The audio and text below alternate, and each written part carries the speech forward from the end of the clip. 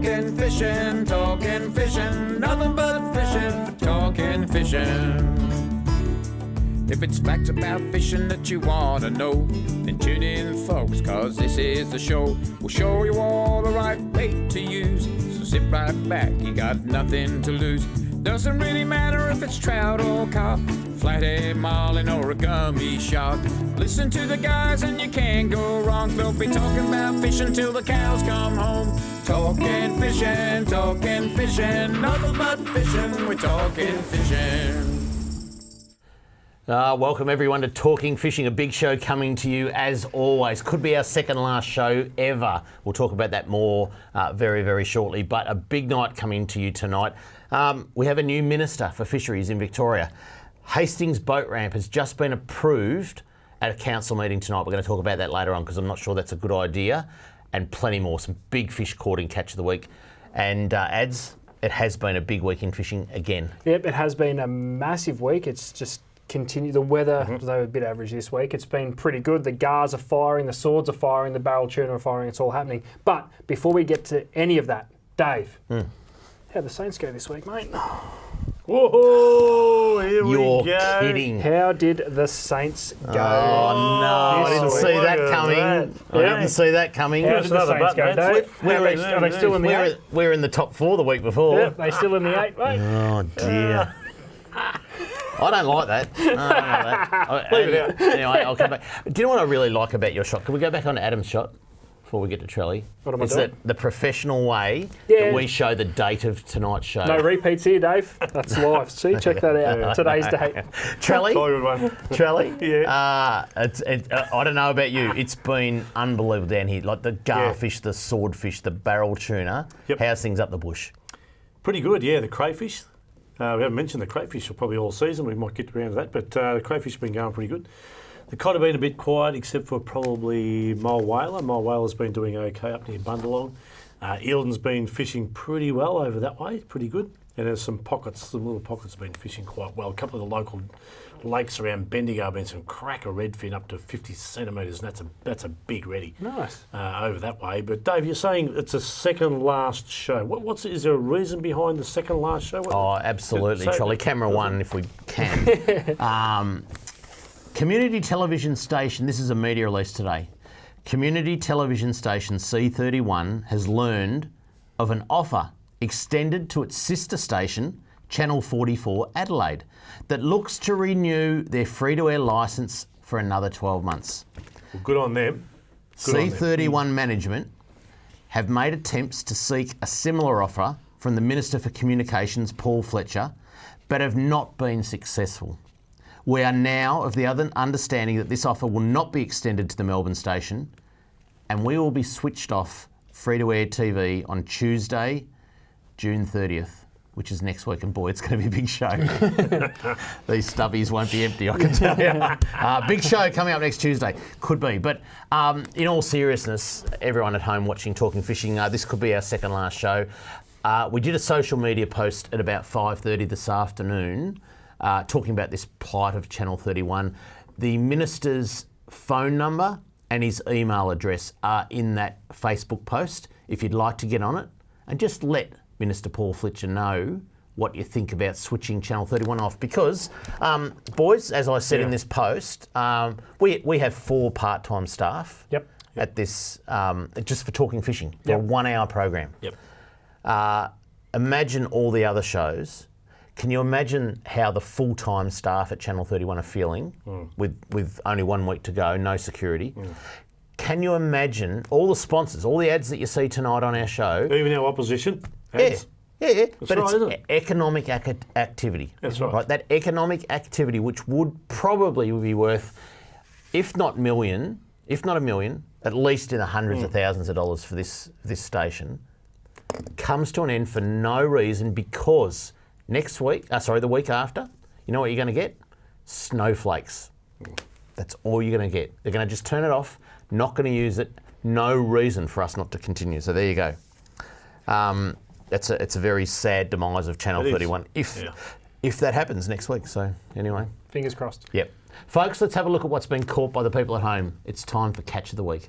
Catch of the Week, brought to you by Shimano.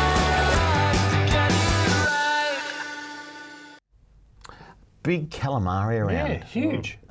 Normally you'd say September, October is the prime time for these big breeders, Very early. but there are some monsters around. And have a look at this one, Cade Thornhill. He was off Flinders in a boat That's a big score. and wasn't the only one. Like they got a few that Nice. day, but Cade, well done. That is a cracking That's huge. calamari. That is unbelievable. What a ripper. The story of the town, it's very similar to Lakes Entrance. Yeah. Big broadbill swordfish. Yep. Port Phillip Bay has small broadbill Garfish. garfish. The garfish are unbelievable. Mark Keaveney, he got out off Mount Martha, and I mean the quality of the fish. They're not small gars. No. They're good quality.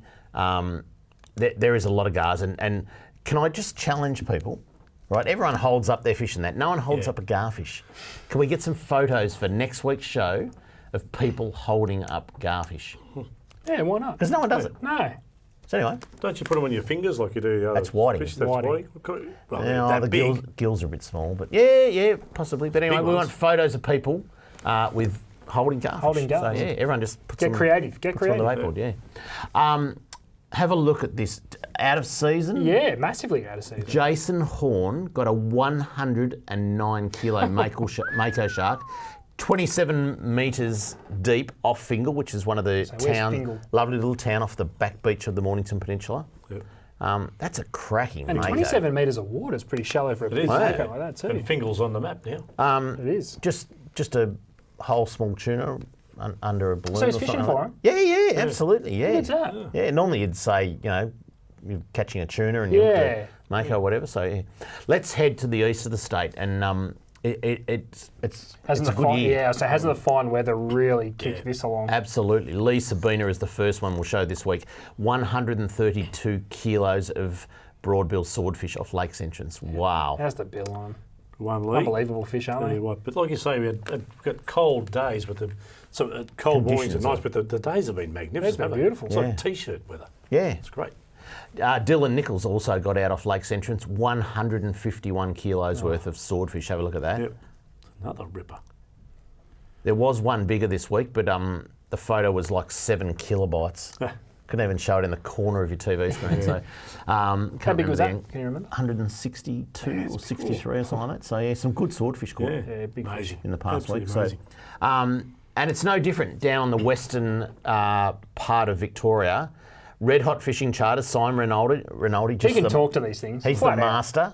whisperer. Never now, seen anything like it. Simon was on a barrel till God knows what hour. It was in the dark the other night. Now, did they lose that one? I think. Yeah, they got propped by one, but they did. Yeah. They got, But yeah, anyway, he fought a couple had a good day. I'd have a look at the this on the school fish. Didn't get a barrel yesterday, but the day before he certainly did. So, but great fish anyway. And I mean, there's a good feed on the table right there. Oh, yeah. So, well done to Simon and his crew.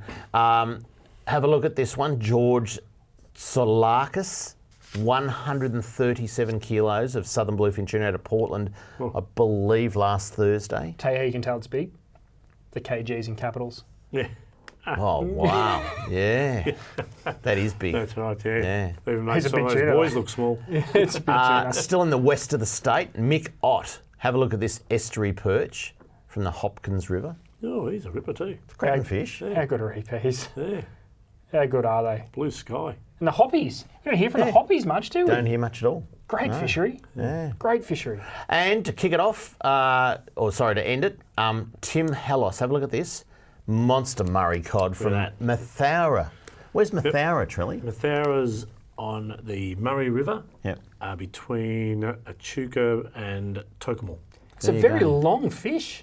Yeah, Tim sent us the video of it swimming away too when he released it. Yeah, And just, unreal. really nice what a part great of the video. country, actually. Yeah. Is it? Really, really nice part of the country. You got the red gum forests up there that go for quite some way. Yeah, yeah. Lovely part. Yeah. Go there. If you'd like to send in a pic of your catch, especially holding up garfish, this is what you have to do. If you want to be like me and have your photo on TV, email your fishing pic to info@ifish.com.au. Go Pies! Yeah, I wanna go fishing. That's two references to Collingwood in the first set. Chloe Malloy, their champion, got your back, AFLW. Chloe. You're rocking the jersey tonight. gotta Getting it done. So if we get another season at a Channel 31, Chloe's getting the flick. No, if she gets the flick, the Collingwood jersey becomes my your uniform for talking fishing. Oh, God. You covered up there, the octopus with his lunchbox. Yeah, no, he's hiding underneath that.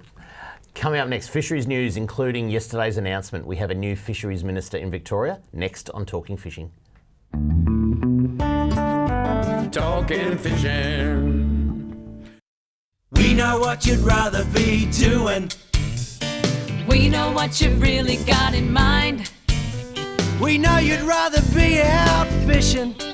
And today's the day you're gonna wet a line. 'Cause every day's a good day. Stop wishing. Every day's a chance to drift away. Drift away. Every day's a good day for fishing. See it down and tackle world today. Talking fishing, nothing but fishing, we're talking fishing. Live from the studios of Channel 31 Melbourne, it's now time for some very fishy news. Is this big news or what? There was a ministerial shuffle yesterday in the Andrews government, and Jaala Pulford is no longer the Fisheries Minister. Before we say who is the new Fisheries Minister, I think we should... They just showed it on TV. It's all right. Did they show it then, did they? Spoiler alert.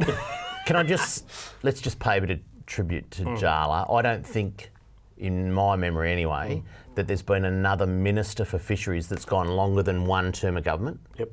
Normally they change them over. So Jaala's had almost 6 years as the Minister for Fishing. Banned netting in Port Phillip Bay, banned netting in Gippsland Lakes. Cryo. Yeah. But so many other projects. They're the two biggest, I'd say. But artificial reef programs, record stocking, so much that you just got to say what a fantastic minister Jaala has been. And I think after her first term, we awarded her a trophy and said, really, she'll going to go down as the best minister for fisheries that Victoria's ever seen. And you've got to say that's her title right now, as the best Minister for Fisheries that Victoria has ever seen. So well done to Jaala. She's been a great friend of the program. Yeah, been a good part of the program. Been a champion on the program. And really stuck her neck out, hasn't she? Yeah. Oh, well, she's just got the job done. Yeah. You know? But I mean, we went into Parliament a couple of times and watched Jaala talk and try and nail the things that she had to get done and push through. And like a champion, she got them and didn't faultless.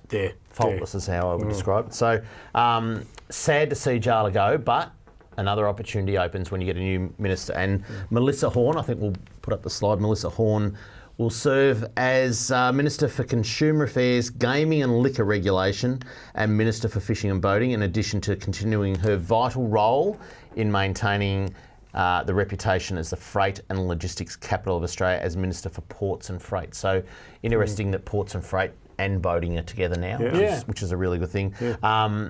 And I'm sure in the future, Melissa won't be a stranger to talking fishing. So next week? I'm told. Well, not next week. Might be our only chance. We might get the arse next week. Anyway, I've always said one door closed, another one open, so you never know where talking fishing will pop up, and I'm sure Melissa will join us and be part of the success that fishing is in Victoria. So big thing. You can just guarantee it won't be via a Zoom thing to Facebook. No. Tried that. Failed.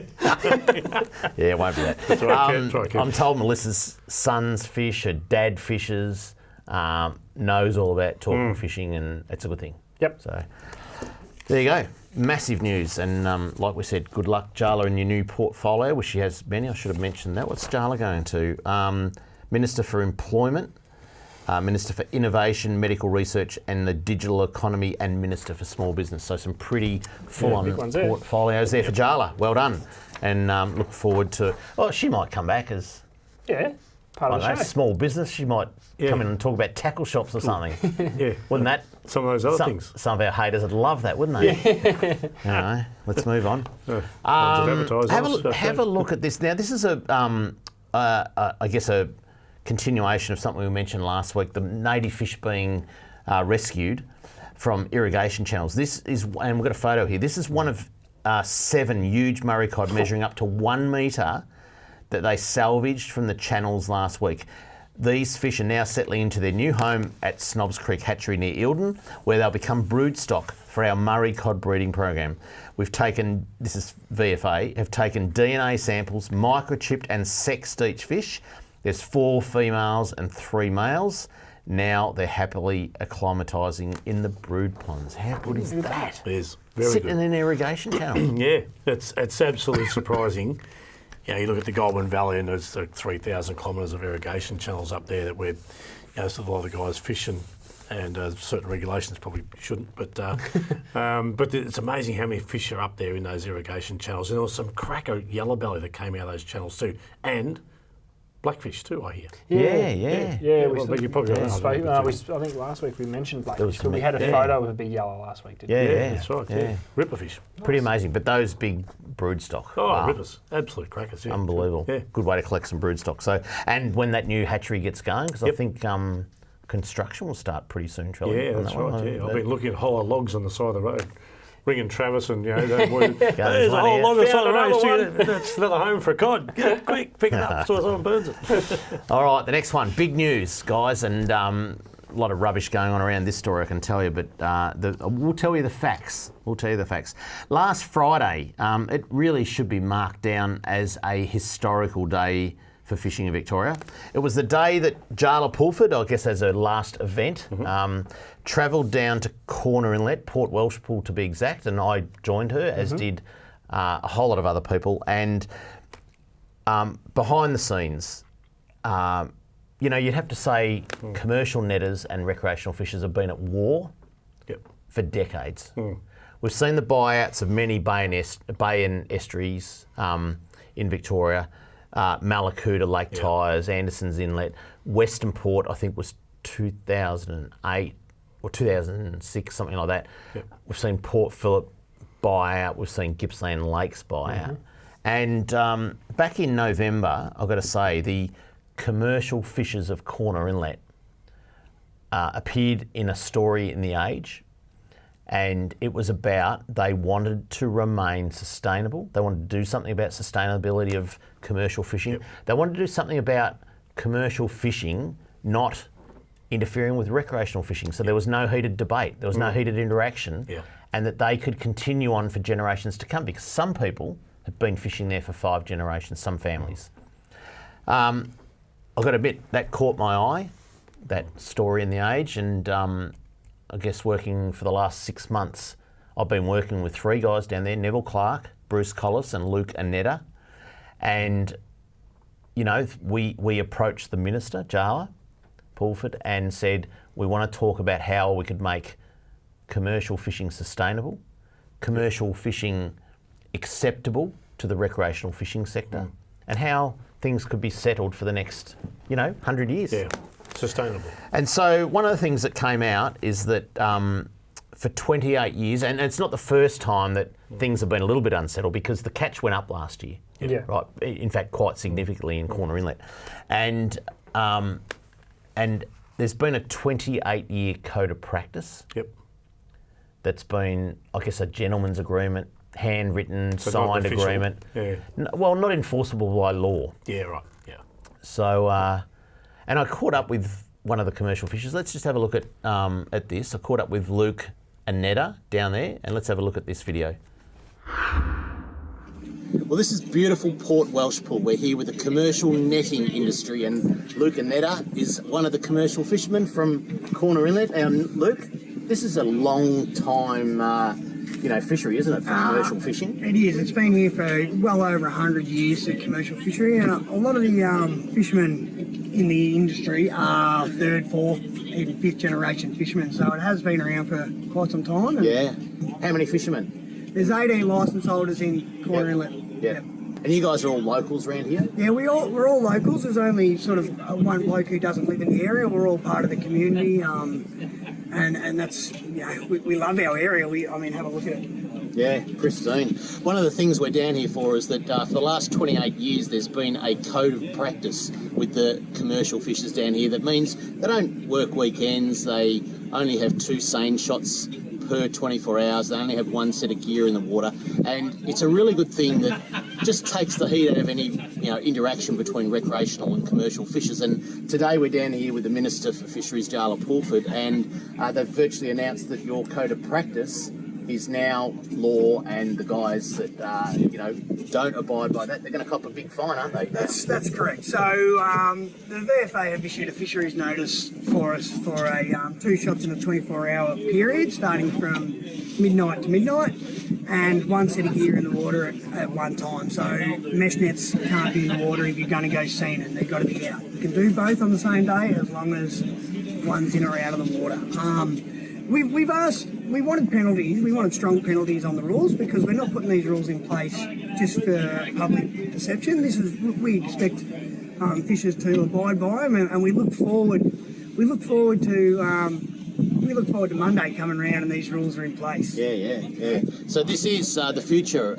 Corner Inlet, they've got some good rules in place now. They're law-abiding now, and we just think that cements the future for commercial fishing and recreational fishing in Corner Inlet. It's all sustainable, and it's thanks to these guys sticking up their hands and going, hey, we want this put into law. So it's a good thing, and it's here to stay.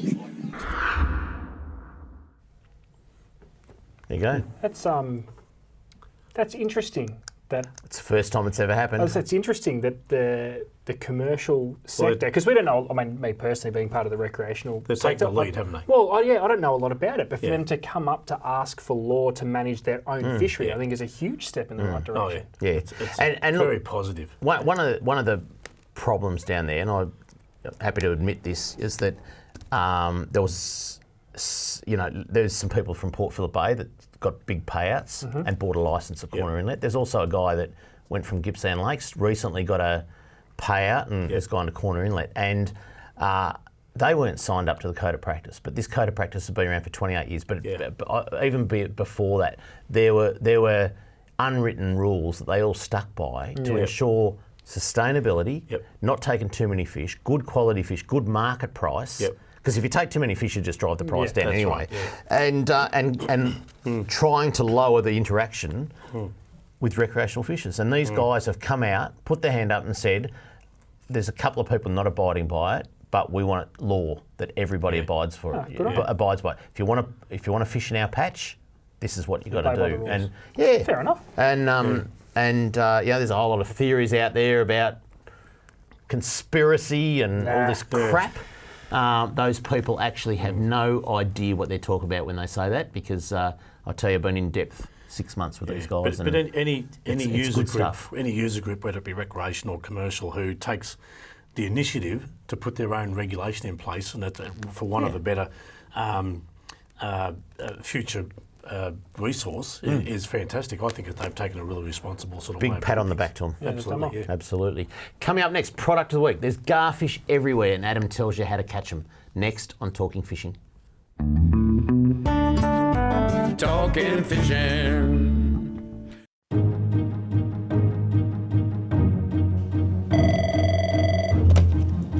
Good morning, spotters. Stephanie speaking.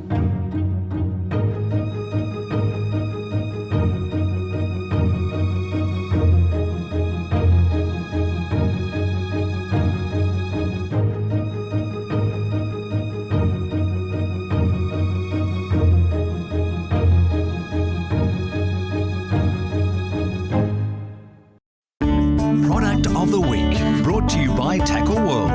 Talking fishing, nothing but fishing, we're talking fishing. We are in one of the greatest garfish bites I've seen in a long time, Dave. Decades, I reckon. The gars have been missing for quite a few years. Now, that might have something to do with the abundance of kingfish we've seen, and hence why they've probably turned up in winter and not summer. But they're here. They're one of the tastiest little fish you'll ever catch, and generally if you find one, you can find lots. So there's a couple of key things I want you to have a look at.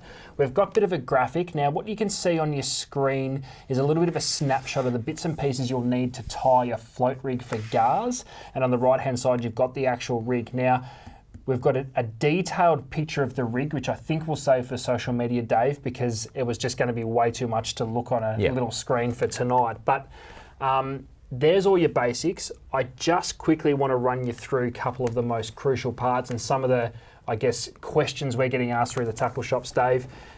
Burley is absolute key. This is a jetty and I guess land-based mixture. It's a fine mix, and I think that's the key to garfish burley. It needs to break down into a fine mist because they're only small fish. You don't want to feed them. You can throw in your pellets, and that's great, and they'll break down, but they break down into smaller, to bigger pieces. So it's not a shallow fry like we had last week. Well, yeah, so you can, don't roll your gars in that once you've got them for the deep fryer, but a fine pollard mix. There's a heap of them on the market. They all do a similar thing. Mix that with a little bit of tuna oil and a little bit of water from where you're fishing, so it'll be salt water in this case. You can make a nice little dough that when it hits the water, it'll disperse slowly and keep the gars around you, because there are that many around. The piers are absolutely chock-a-block. The key is to really keep the gars in your patch. Now, the other thing through the shop, and I reckon I've been asked this question more in the last 2 weeks than I have in the 14 years I've been working at the shop, it's not so much how to tie a gar rig, but it's how to put on a float stopper.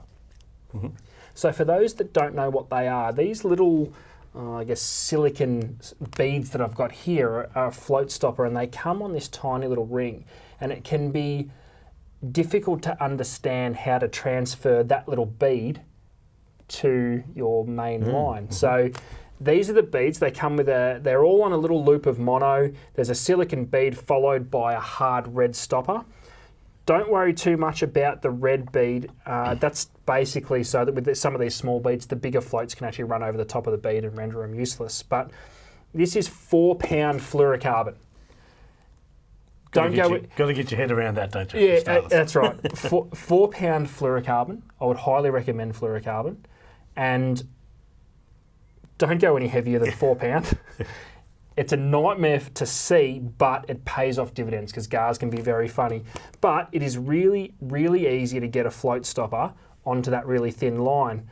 And the process is simple. The line goes through the little loop at the... I know it's really hard to see. Hold against your shirt. Drop it in. There That's go. it. Try that. Yeah. So line through the loop and double it over.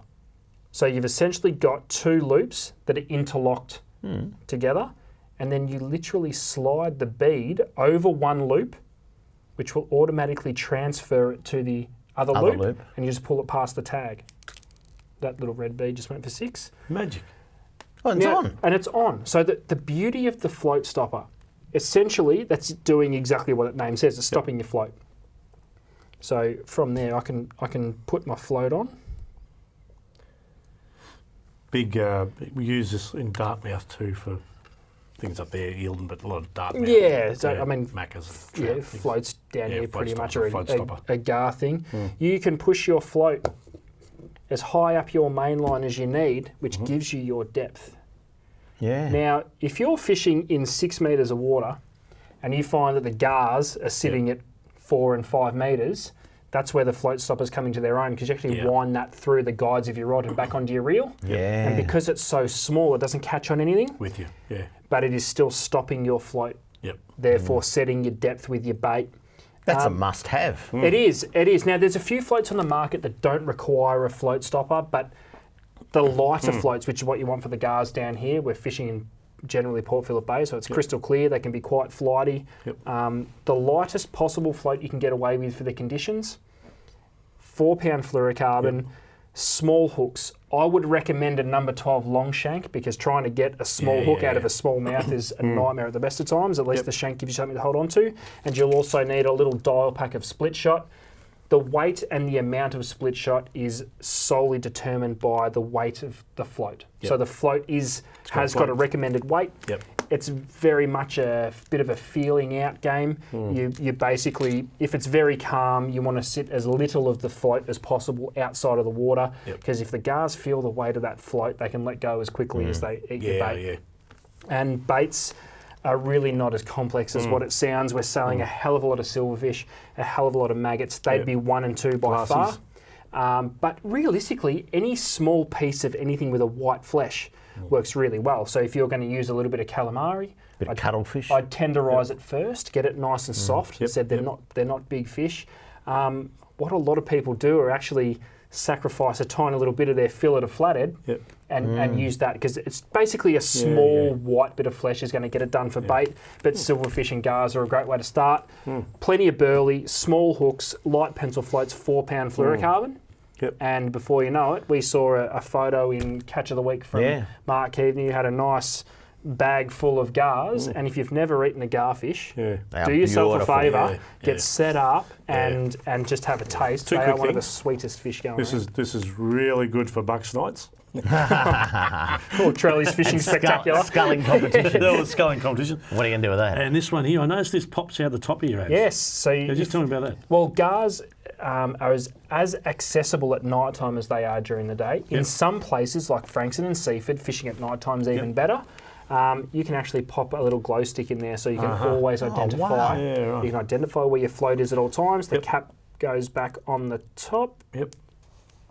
And you can actually see those clear bits will light up. Excellent. Always see where your float's going. How good's that? But it looks complicated. It's really not. Once you see the order of everything, it's really quite straightforward, and you can enjoy some gars for tea. Lovely. Very good. We've got to get to our next segment. We've got a new segment on the show. Oh, hello. New segment? Yeah. Oh, like this. Yeah. You haven't told us. It's called Which Pier is Closing Next? Oh, no. Which Pier is Closing Next? This is our new segment. It's going to be a weekly segment, even though we might only have one more week to go before Channel 31's turned off by the federal government. We'll talk about that. We should restate that. But, we've had checklists before for different things, and so we've developed a checklist here for Parks Victoria. Have a look. So here's the closing piers checklist. So far we've got Middle Brighton Pier, tick. Warneet North Jetty, tick. Oh, God. Warneet Main Jetty, the small section. Rill. William. Yeah. Well, they're telling me it mightn't quite be closed, but Parks Victoria are working hard on it. Williamstown, the Gem Street section. Queenscliff Harbour, the little L section is closed. Isn't Queenscliff new? No, this is in like the marina part there, where like only 100 people. I was going to say they're working pretty hard if they're shutting down. They line up there for the Trevally. Keep this list up so I can read it because I haven't got a copy here. Altona, we're told, is soon. Oh, no. Portsea, well, that'll get washed away soon. They'll have no money to rebuild. And the problem is this is not a budget problem, right? Because I'm told that Parks Victoria, their budget's been going up and up and up every year.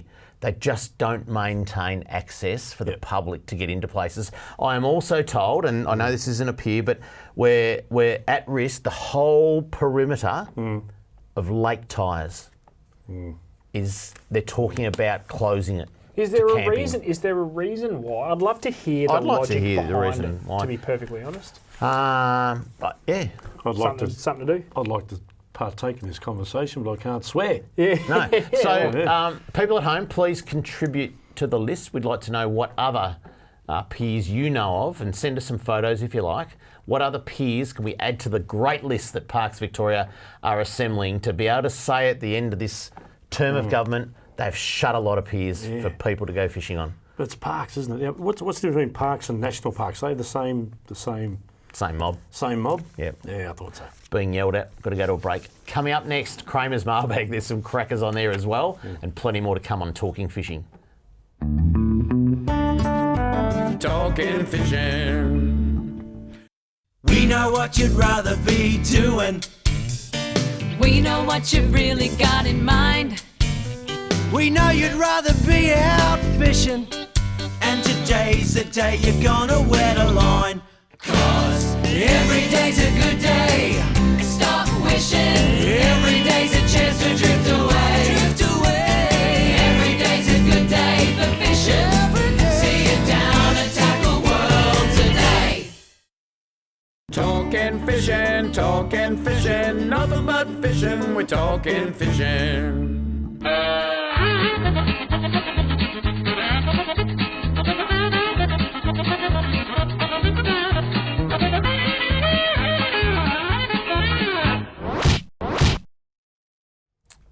Plenty of mailbag this week, boys. We'll get into it quickly, but just before then, a lot of people on social media, I was just having a look during the break. Didn't realise we were back live last week, so we're back. and hopefully we're back for a long time, but not sure. I know one of our biggest fans, Marilyn Dowling, said it's good to see you back, fellas. So Thanks, Marilyn. Thanks, Marilyn. Big fan of the show.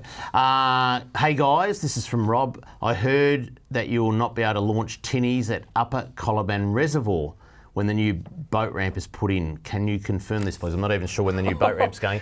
Imagine that. Let's build a boat ramp and not let anyone. Well, got to move the rock. Yeah, there's rocks in the way. But no, I'll tell you this. This is big news, boys. It's quite wrong, Rob. You are allowed to launch your tinnies, but they are not. So it's electric motors only on the lake, right? Yeah. If you have a petrol motor, you have to unbolt it. Right. It doesn't matter if you're not going to use it. You have to unbolt your petrol motor and not take it out on the water. Who's going to do that? Anyone in the room? So any hands up? Going to unbolt their petrol? No, what a joke. Is this Seriously. just the only lake in Victoria that does it? It's council. They really don't want anyone fishing there, do they? No.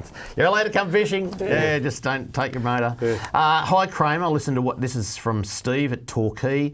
I listened to what you said about southern bluefin tuna last week. So what if another survey was done in 2 years' time and the recos, or recreationals I guess, took 300 tonne in Victoria? Would the fishery shut down? Good question. I mean, at the moment, and I'm not sure why anglers are accepting that 95% of the southern bluefin tuna catch has been allocated to the small town of Port Lincoln. And then 5% has been divided up for the rest of Australia. I don't get why people are accepting that, although it could be classed as propaganda apparently. But 5%. So 80 tonne was Victoria's catch. If they got measured at 300 tonne in say 2 years' time, I mean the barrels are going well now. Yeah. People aren't letting them go. I think I said this. About 5% pretty quick, and they. Well, you exceed that tonnage allowance, and then they've either got to force the state, and I don't think they are able to because it's not their jurisdiction. But I don't know. They might make the recreationals pay millions of dollars to Port Lincoln to buy a quota. I don't know. It's a very touchy subject because it's not right. The quality of the seasons can fluctuate every year. I mean, right. If we get 1 year where only big fish turn up, we're going to go through the tonnage in 2 weeks. Yeah. I don't know. Next one's from Darren at Mordialloc. Kramer, Trelly, Adam, will you guys do a podcast or just Facebook if Channel 31 shuts down? No. These old fogies. We tried to do Facebook and Yeah. it crashed that 1 week. I said We'll do never again. We'll do something. Never again. We'll do something. One door. We'll say one door shuts, one door shuts, another one opens. What if I told Darren? What if I told the two of you that if we actually hosted our own podcast, we can say and do whatever we want? Oh yeah. Could you be? Golly gosh. We can do whatever we want. We can say whatever we want. There's a podcast now. I've heard Live Potty news Mullet. entry. Yes. Is there? VFA one. Yeah. Is there 30 people listening a week? Was that? Oh, no. Or was it? Don't be like that. Yeah. Podcasts are the way of the future. All right. Okay. Simon from Williamstown. Simon. Trelly. Does this is just an observation. Oh, an observation. Does Trelly move the darts on the dartboard during the breaks? Oh. Someone's noticed. He's so childish, but I love him. That's what this is. I'm just reading what they write here. Simon, do you remember Jeff Hook? You know, you had to find the hook in the little thing. Just keep watching, because things move. Do you change them during the ad breaks? Things move. I'd be more concerned with the snapper rods. So childish. They say don't work with kids and animals. You've got to try working with Trelly. If you'd like to write into Kramer's mailbag, this is what you do. Send your mail to Kramer's Mailbag, PO Box 734, Patterson Lakes, Victoria 3197, or email kramer@ifish.com.au. Couple of quick things to get through before the next break. Maribyrnong River boat ramp. We had some mail on that last week. I went to the Minister's office. The advisor came back with an email that I'm not sure you could describe this as an email. I'd rather call it spin. Listen to this. Now you tell me. Can you just go buzz me when you hear some spin, all right? Sure. Since June 2019, Better Boating Victoria has taken the lead on working through opportunities and possible locations for a boat ramp on the Maribyrnong River. This has included stakeholder meetings, to scope potential locations and briefing council in November 2019 on requirements for a preferred location. Haven't we already been sold on a location? It was announced originally about 4 years ago. Better Boating Victoria has undertaken several site visits and workshops to weigh up the strengths and weaknesses of the two best candidate sites at the Sea Scouts Hall and near Riverside Golf Course at Newsom Street. Both of these sites are owned by Moonee Valley City Council. As such, Better Boating Victoria has spent the first half of 2020 working with Moonee Valley City Council to establish a process to confirm a site for the boat ramp, including planning. A lot of words. There's a lot I'm not going on. All I'm hearing are words. I don't think much has happened since late last year. Anyway. The next one, Hastings Boat. I've got to talk about Hastings Boat Ramp. So Hastings Boat Ramp, that's been again in the planning for about 5 years, or at least 4 anyway. And of course, Better Boating's come along and said, we've got to get Hastings done because it's an election commitment. Now, poor old Don, who's old Donny. Oh, he's 98 next week, I think. 90-11. And still fighting for the Hastings ramp. He's still there. We've actually had to give up on the car park, right? So there was a design for the boat ramp. And then there was a new design for the car park, right? Yep. And it was a disaster, the car park. So we just gone, don't do the car park. Just leave it as it is. Don't touch it, right? Yep. Just do the boat ramp. So it's had to go through, all the consultation and all the spin, like the other one. Smoking. Yep, lots of smoking, lots of mirrors. And apparently it's been approved by council today. Giddy up. Tonight. So this is live, you've heard it. Here first on Talking Fishing, approved by the council. Now, the problem is that it will start in a couple of weeks' time, and as long as there's no delays, the boat ramp will be completed by early October. When's the last time you ever heard boat ramp redo and no delays? And do you reckon Hastings boat ramp's busy in September for snapper? Do you think that Stony Point might be busy and that there might be no room for the people that would launch at Hastings? I'm just saying dangerous territory, that's all I'm saying. Dangerous territory if you're going to start and not finish till early When's October. the season coming again? Well, what? Western Port a bit early. People go early. Has a really good early season. October. It's certainly October. It's September. Oh, September. We're talking August. There'll be boats on the water. If this is anything like Rye, so it's the middle of this. Yeah. So if it's anything like Rye went to the 1st of December because it just got blown out. And they're predicting a wet winter. I mean, this is a recipe for disaster. I'm sorry, that's what I'm going to say. I guess the thing to weigh up, and they could actually go and have a look at some facts and figures on this, but are there more people using the ramp in August and September than there are in May and June? Yeah. Was there a ban on fishing in April when no one was allowed to launch? Oh, probably. Sounds like something Victoria They couldn't start it then, but anyway. No, but anyway, you know what I mean? Because you could still have some pretty good fishing when they need to start it in order to be open for September. They maybe need to go and have a look through the books and see how many people are launching and see which one. Perhaps start next year. Hey, if the people in the control room over there yell in my ear any louder that we're way over time, I'm going to get into trouble. Coming next, the all-important hotspots. Next on Talking Fishing. Talking Fishing.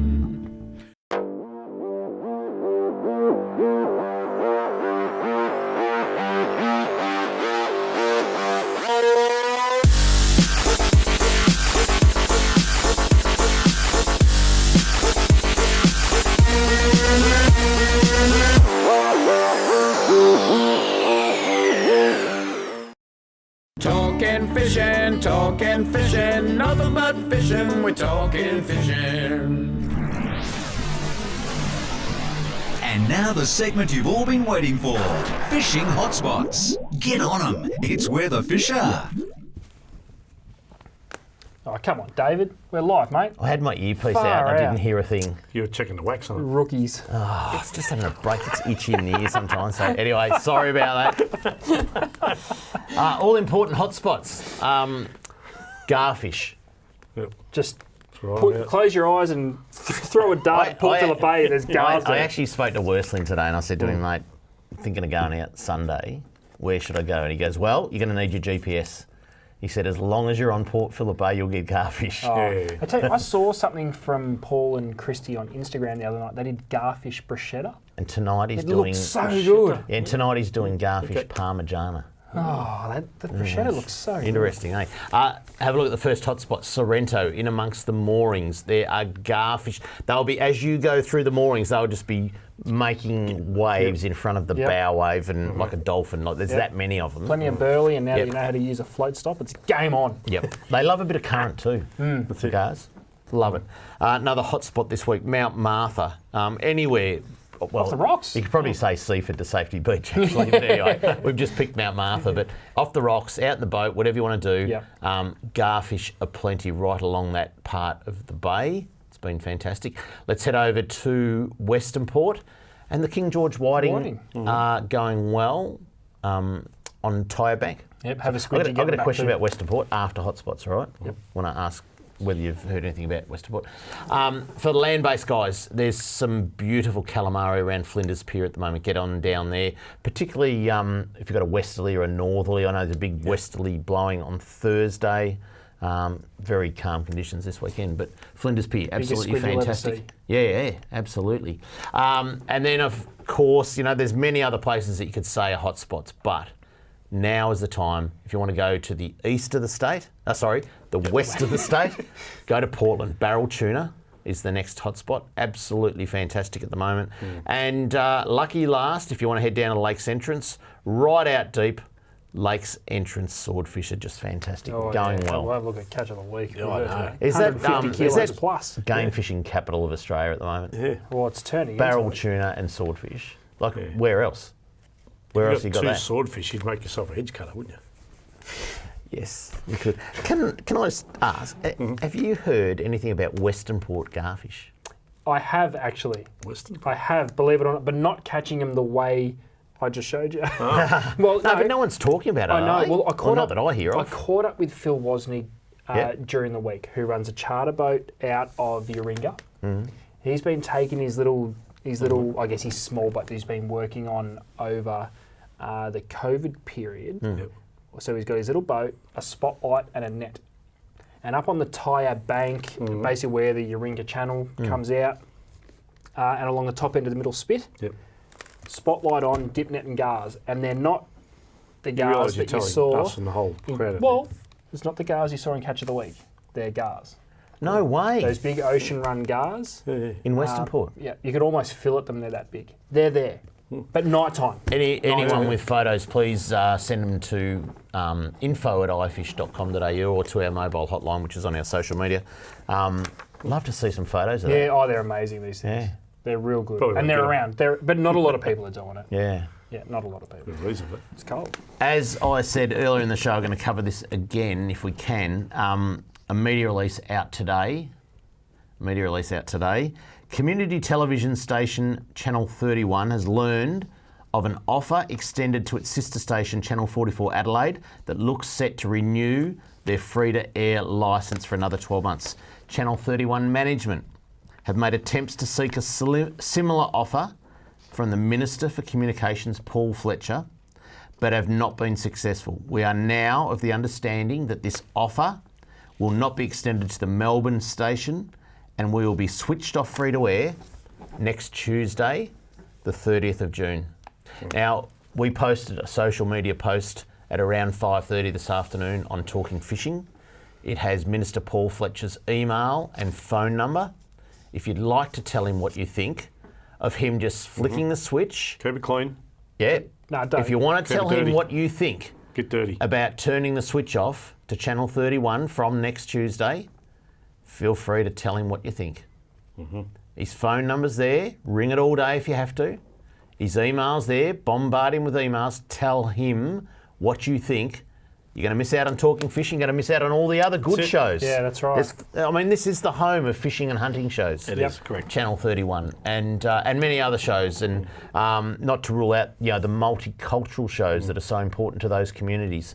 As I said earlier on the show as well, this is jobs. I mean, Talking Fishing has 4 part-time paid employees that that's their life. And what about the Channel 31 full-time staff? What about the hundreds of other shows on Channel 31 that have employees? This is going to cost jobs, and this costs a lot of economic activity. So unbelievable. Unbelievable that Channel 31. Like I say, the guys here behind the scenes partly being trained through this process. We've had so many people through us, and we've got some uni students and so forth working for us here tonight that go on to Channel 7, Channel 9, Channel 10. That's right. It's just some been people good. work for Donald Trump. Yeah, exactly, yeah. Charlie, you're going to show us a bit about Murray Craze next week? Yeah, we will. When does the season go till? It goes till sometime down the track, and I'll tell you next week. I think it's September, isn't it?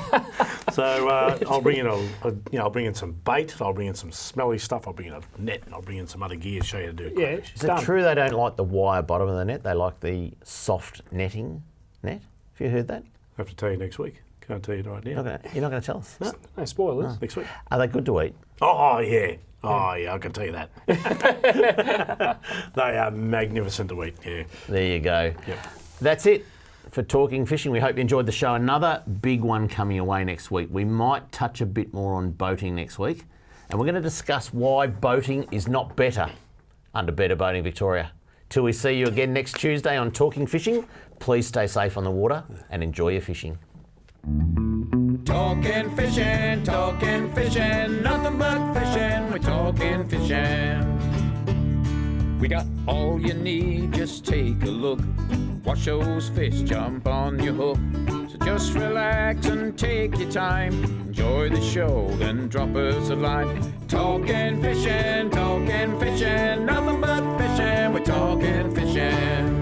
Talking fishing, nothing but fishing, we're talking fishing. Talking fishing. Have a good weekend, Mr. Walker. You too, son.